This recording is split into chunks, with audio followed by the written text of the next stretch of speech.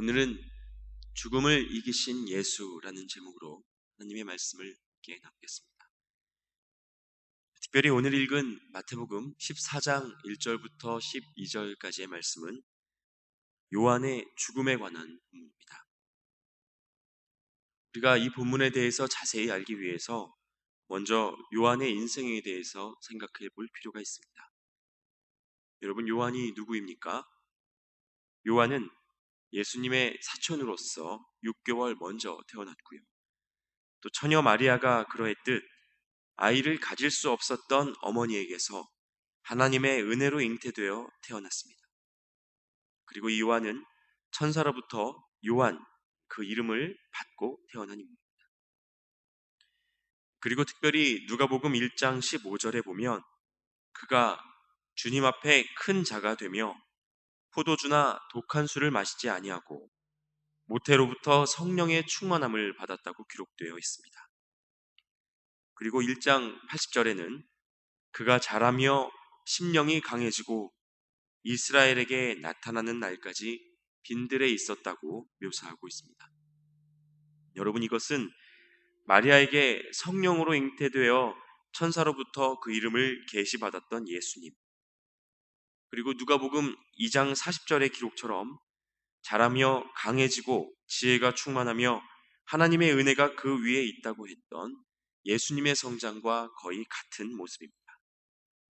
또한 예수님께서 공생의 시작을 광야에서 하시고 회개의 메시지와 세례를 전파하셨던 것처럼 요한 역시 빈들에서 머물다 이스라엘로 나타나 죄사함을 받게 하는 물 세례를 전하기 시작했다는 것입니다. 여러분, 성경은 이처럼 요한이 예수 그리스도의 길을 그대로 증거하는 삶을 살았다는 것을 보여줍니다. 그리고 오늘 그의 죽음을 통해 예수님께서 어떻게 죽으실지에 대해서도 약간의 힌트를 전하고 있습니다. 다시 말해 요한의 삶은 처음부터 끝까지 예수 그리스도의 삶을 준비하고 또 드러내는 그런 인생이었다는 것입니다. 그래서 오늘 본문에서도 예수의 소문을 들은 헤롯이 예수가 곧 부활한 요한이 아니냐는 생각을 하고 있었음을 볼 수 있습니다. 예수님의 사역 속에서 세례 요한의 삶과 죽음을 떠올린 분봉왕 헤롯. 오늘의 본문은 이렇게 이전의 이야기로 거슬러 올라갑니다. 요한이 어떻게 죽음을 맞이했는지 우리에게 들려주고 있습니다. 그런데 오늘 본문의 앞뒤를 가만히 보면 이 앞의 본문은 예수 그리스도의 놀라운 사역과 천국에 대한 비유 이야기, 그리고 내일 함께 볼 뒷본문은 오병이어의 기적에 관한 이야기입니다. 여러분, 왜 하나님께서는 하필 이 자리, 천국에 대한 비유 선포와 예수님의 기적 사이에서 우리에게 요한의 죽음을 떠오르게 하시는 것일까요? 요한의 죽음을 통해 가르치시고자 한 것은 무엇일까요? 하나님께서는 바로 철저히 예수 그리스도의 길을 예비하는 예표로서 살아온 요한의 삶과 죽음을 통해 오늘 이 땅을 살아가는 우리에게 있는 두 가지 두려움을 다스리도록 교훈하고 계신 것 같습니다. 우리에게 있는 첫 번째 두려움, 그것은 무엇입니까? 여러분, 이것은 현재를 살아가는 현재의 삶에 대한 두려움인데 곧 사람에 대한 두려움입니다. 여러분, 사람은 눈에 보이는 것이 전부라는 착각에 빠지기 쉬운 존재입니다. 인간의 죄된 본성상 보이지 않는 하나님을 향하여 온전한 믿음의 고백을 드리는 것은 성령의 은혜 없이는 불가능하기 때문입니다. 그래서 사람의 인정을 받고 또 사람의 칭찬을 받으며 사람들이 부러워할 만한 인생으로 내 삶을 세워가는 것을 귀한 가치로 여깁니다. 그래서 사람의 비난과 외면 앞에서 두렵고 떨리는 마음을 감추지 못하는 것이 우리 인간이라는 것입니다. 그런데 오늘 말씀을 보니 이런 삶의 결과가 어떠합니까? 오늘 하나님께서 주신 이 말씀 속에는 사람의 인정과 지지로부터 오는 권력을 최고의 가치로 알고 살아왔던 한 인물이 등장합니다. 그가 바로 분봉왕 헤롯입니다. 이 사람은 예수의 소문을 들을 때에 자신이 죽였던 세례 요한을 떠올리게 됩니다. 여러분, 이 헤롯과 요한의 관계가 어떠했을까요? 마가복음 6장 20절 말씀에 보면 헤롯이 요한을 의롭고 거룩한 사람으로 알고 두려워하여 보호하며 또 그의 말을 들을 때에 크게 번민하면서도 달갑게 들음이러라 라고 기록되어 있습니다. 이 헤롯은 요한의 말이 옳은 줄도 알았고 또 듣기도 했다는 것입니다. 그러나 요한의 말을 그렇게 들었음에도 불구하고 헤롯은 그렇게 살지 못했고 헤로디아의 딸 살로메와의 약속과 다른 사람들을 의식하느라 결국 그를 죽음에 내모는 주인공이 되었습니다. 사실 그가 이전에 요한을 쉽게 죽이지 못했던 이유 역시 사람들이 그를 선지자로 여기는 것을 알고 두려워했기 때문이었습니다. 사람들이 귀히 여기는 그를 함부로 건드렸다가 왕으로서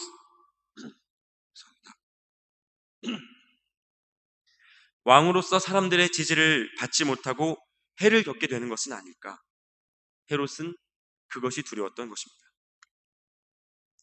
다시 말해 헤롯은 사람을 두려워함으로 모든 삶의 선택을 결정했던 인물이었습니다. 성경에 여러분 이런 인물이 또 한 사람 나옵니다. 누구입니까? 바로 예수님을 죽음으로 내몰았던 본디오 빌라도였습니다. 그는 예수에게 죄가 없음을 알고도 군중의 동요를 두려워해 예수를 십자가에 못 박도록 내몰았습니다. 하나님을 두려워하지 않고 사람을 두려워했던 이 어리석은 두 사람은 결국 하나님의 사람을 죽이는 일에 삶을 쓰고 말았습니다. 여러분, 사람을 두려워하면 하나님을 거스를 수밖에 없습니다. 하지만 하나님을 두려워하는 하나님의 사람은 그리스도를 드러내는 예표로서 그 삶을 살아가게 됩니다. 그래서 하나님께서는 마태복음 10장 28절에 몸은 죽여도 영혼은 능히 죽이지 못하는 자를 두려워하지 말고 오직 몸과 영혼을 능히 지옥에 멸하실 수 있는 이를 두려워하라고 말씀하고 계십니다. 오늘의 우리는 누구입니까? 사람의 시선을 두려워함으로 예수님을 가리는 자입니까? 아니면 사람보다 하나님을 의식하며 삶으로 마음껏 그 복음을 드러내는 통로입니까? 눈이 열리는 은혜가 우리에게 있기를 간절히 바랍니다. 한편 하나님께서 드러내시는 우리 안에 두 번째 두려움은 무엇일까요? 이것은 미래에 대한 두려움, 아직 오지 않은 일에 대한 두려움인데 곧 죽음에 대한 두려움입니다. 여러분, 인간은 모두 죽게 되어 있습니다. 그러나 그 때와 시기는 우리가 알 수가 없습니다. 사람이 자신의 끝을 알지 못한다는 것은 언제나 큰 두려움입니다. 오늘의 말씀 속 주인공인 이 요한의 죽음을 만나는 우리의 마음은 어쩌면 더 탐탁치 않을 수도 있습니다. 여러분, 요한이 어떤 사람이었습니까? 모태로부터 성령의 충만함을 받았던, 탄생부터 죽음에 이르는 그 순간까지도 예수 그리스도의 삶을 예비하는 영광의 삶을 산 사람입니다. 예수님과 더불어 회개의 물세례를 베풀던 이였습니다. 그런데 오늘 그의 죽음은 어떠합니까? 너무나 허무해 보입니다. 우리가 기대하던 그런 아름다운 죽음이 아니라는 것입니다. 사실 성경 속 많은 인물들의 죽음이 그러했습니다.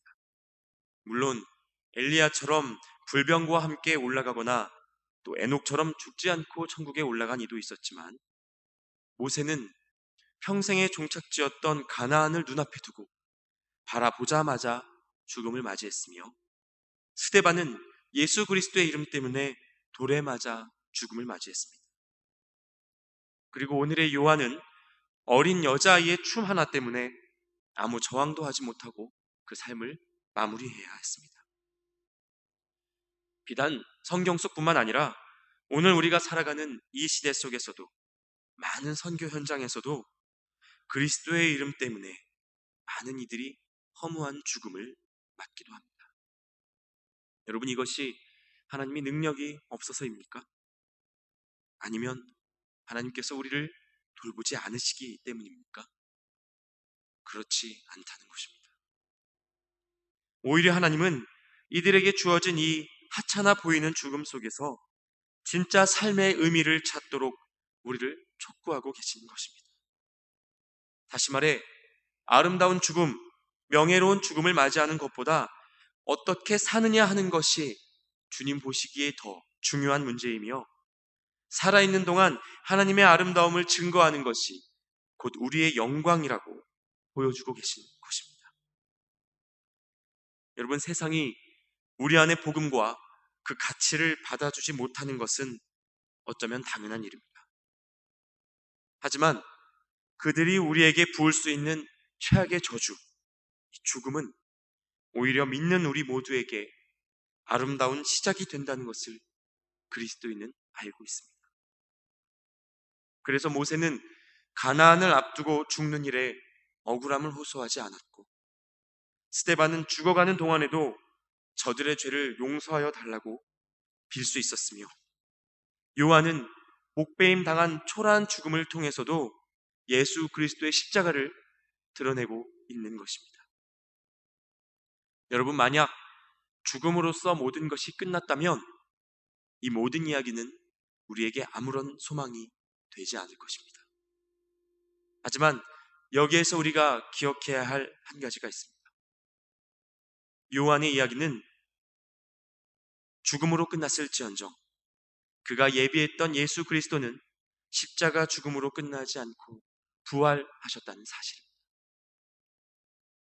그분의 부활하심으로 모세도, 스데반도, 요한도, 그리고 믿는 우리 모두의 죽음도 결코 끝이 아닌 것이 되었습니다.